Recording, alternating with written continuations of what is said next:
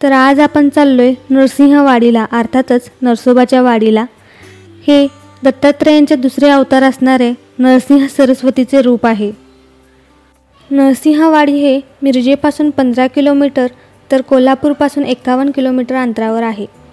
तुम्ही येथे जाण्यासाठी जर तुमच्या 4 व्हीलरने जात असाल तर तुम्हाला पार्किंग चार्जेस 50 रुपये द्यावे लागतील। गाडी वगैरे पार्क करून झाल्याच्या नंतर आपण मार्केटमध्ये येऊन पोहोचतो।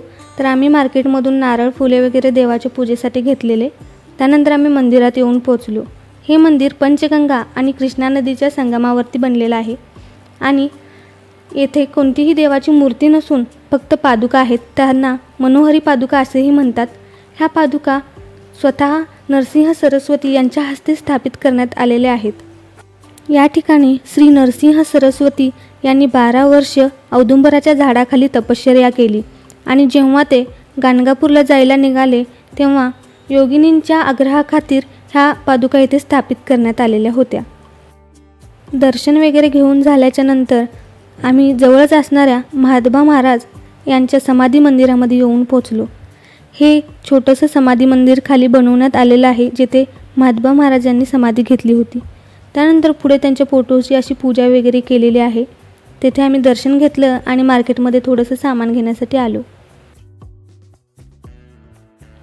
मार्केटमध्ये आपल्याला देवाचा फोटो, मूर्ती आणि पूजेचे सगळं सामान मिळून जाईल।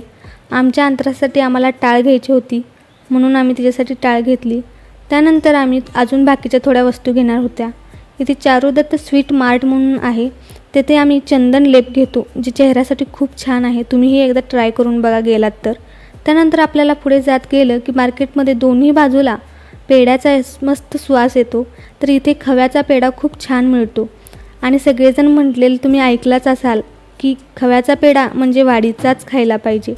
तर खूप छान पद्धतीने येथे पेढे बनतात आणि रोजच्या रोज फ्रेश पेढे बनतात, म्हणून आम्ही इथून पेढे घेतले प्रसादासाठी आणि थोडेसं बाकीचेही आम्ही शॉपिंग वगैरे करून घेतली। मार्केट वगैरे फिरून झाल्याच्या नंतर आम्ही गोपाळकृष्ण दूध उत्पादक यांच्या दुकानामध्ये आलेलो। यांचं दुकान यांच्या घरामध्येच आहे। हे घरगुती पद्धतीने बासुंदी, पेढे व दुधापासून बनणारे सर्व पदार्थ बनवतात। यांचं घरी खूप पुरातन काळातलं आहे, पण यांनी खूप छान पद्धतीने याला डेकोरेट केले। यांचं देवघरही खूप छान होतं। त्यानंतर घरी येत असताना आम्हाला कृष्णा नदीच्या या पुलाजवळ असलेलं छान मंदिर दिसलं। हे मंदिरचे लोकेशन खूप छान आहे, ते फोटोज वगैरे खूप छान प्रकारे येतात। घरी येत असताना ट्रेन जात होती, त्यामुळे आम्हाला थांबावं लागलं। आमच्या बाळाला ट्रेन बघून खूप आनंद झाला, कारण ती पहिल्यांदाच ट्रेन बघत होती। व्हिडिओ कसा वाटला आम्हाला कमेंटमध्ये सांगा आणि चॅनलला सबस्क्राईब करून व्हिडिओला लाईकही जरूर करा। परत लवकरच भेटूया। Bye bye.